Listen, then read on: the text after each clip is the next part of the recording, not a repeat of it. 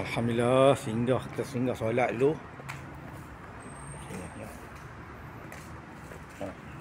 Kita ambil yang merah dulu kan. Ya Allah, saya nampak sesuatu. Kalian semua, saya nampak sesuatu kalian semua. Ya Allah. Saya nampak, ya Allah, punyaan Allah. Saya nampak lebah, sahabat, lebah. Ya Allah, ni bukan kata mami, sahabat. Ini real, sahabat. Ya Allah. Ini betul-betul, ya Allah, betul-betul real. Terima kasih, ya Allah. Bukan senang nak jumpa lebah dengan sarangnya. Ya Allah, madu pada tu. Madu tak banyak tu, saya rasa. Ya Allah, realnya, ya Allah. Ciptaan Allah ni lah, ciptaan Allah. Terima kasih, ya Allah. Sahabat semua tengok sahabat semua. Sahabat semua, tengok ni real depan mata sahabat semua. Lebah, sahabat rasa saya berani tak sentuh lebah sahabat tengok.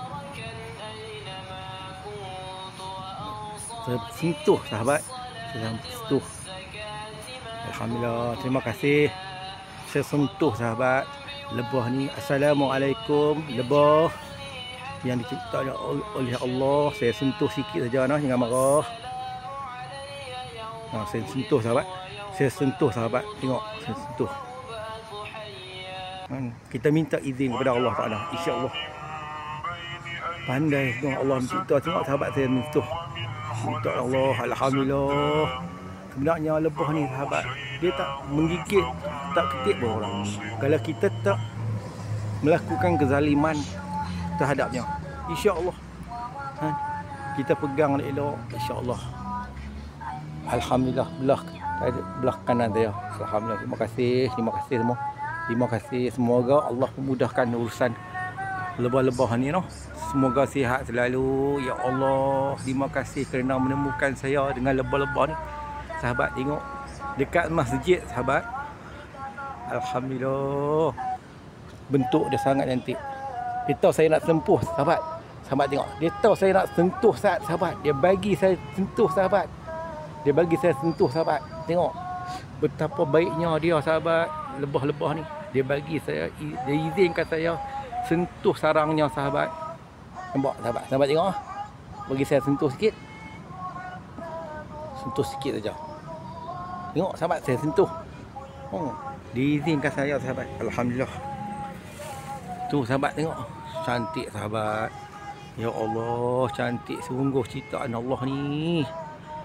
Sahabat, tengok. Kalau orang lain mungkin rasa macam bahaya kan. Tapi kalau kita minta izin kepada Allah Ta'ala, dia tak akan ketik kita, sahabat. Sahabat, lebah, saya nak sentuh sikit saja. Nampak. Kita bagi sentuh, kita jangan buat khianat dengan kezaliman terhadapnya. Insya-Allah, tak apa. Cantik.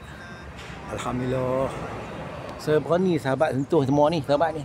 Tengok. Alhamdulillah. Tengok. Yang penting kita sentuh dia dengan elok.